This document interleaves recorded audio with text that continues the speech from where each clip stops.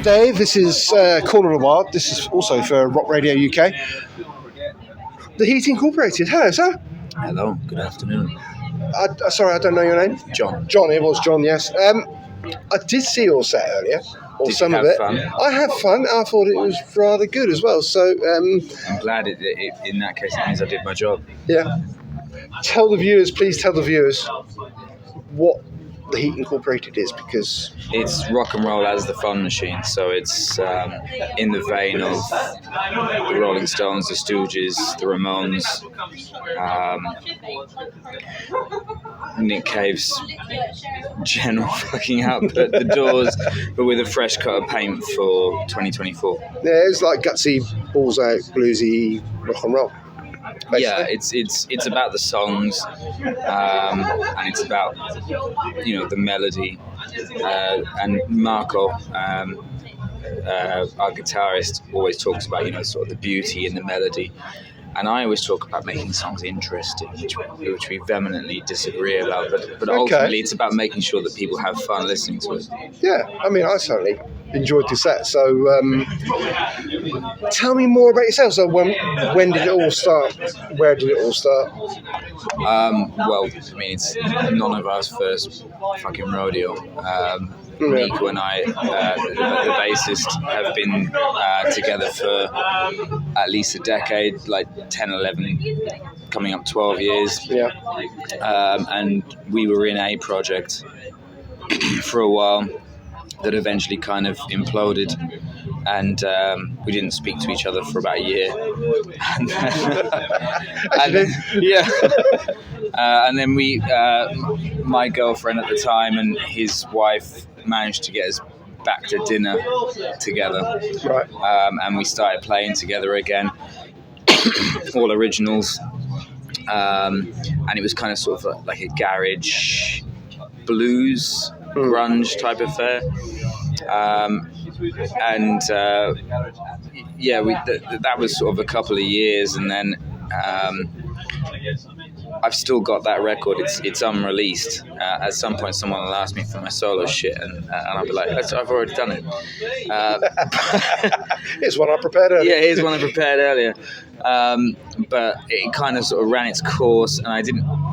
I love the writing side of the music business. I hate the business side of the music business. Yeah. And at one point, I was due to go on holiday.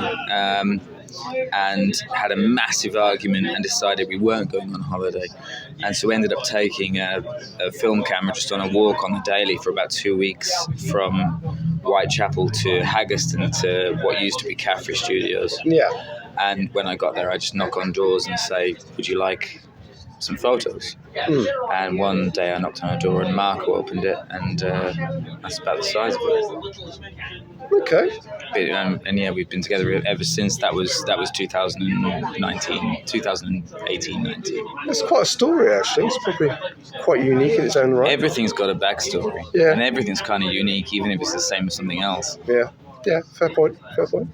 So, what music have you got out there that people can listen to? The EP, which we originally recorded in 2019, very, very shortly before disaster, before the apocalypse. Yeah, about 6 months before the apocalypse, and then we wrote the first album during lockdown from our respective gardens, and that's out there. Half of that's out there. Right. So the 5 singles are out there for people to listen to on digitally. If you want to listen to the full record, the only way you can currently do it is on vinyl. Okay. But we're looking at getting the second half, as in the whole album, released digitally. We're currently shipping for a label for that, and the second album is done, mixed, mastered, currently working on artwork and looking for labels for that.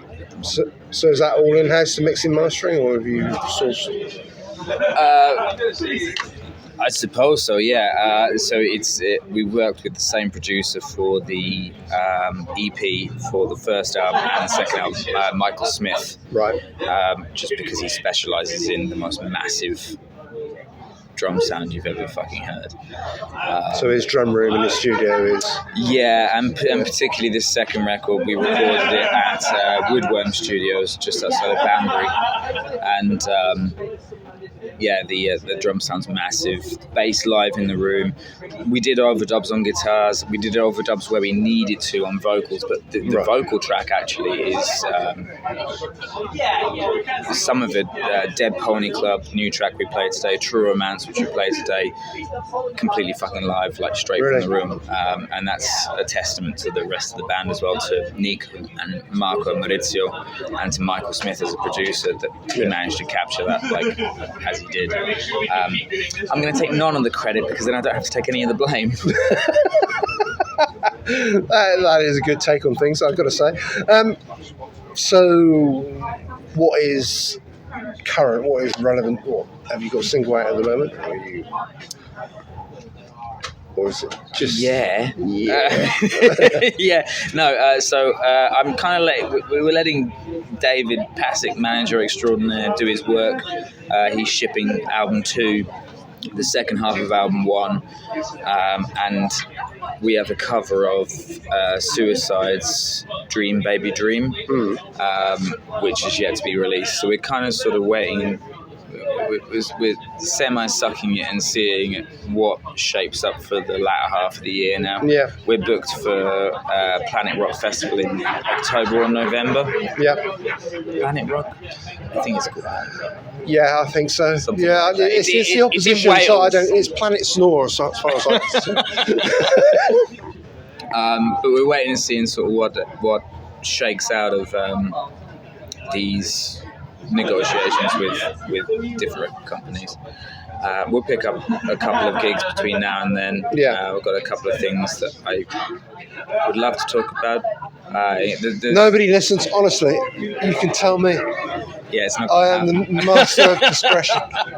No, so there's a movie based on a book that was quite critically acclaimed that has picked up 2 or 3 tracks from the EP and 1 or 2 tracks from the album as well, that is going to be released hopefully the latter half of this year. It wasn't at Cannes. It might end up at Cannes next year. We'll have to wait and see, but all right. I'm going to stop. I'd stop there. Yeah.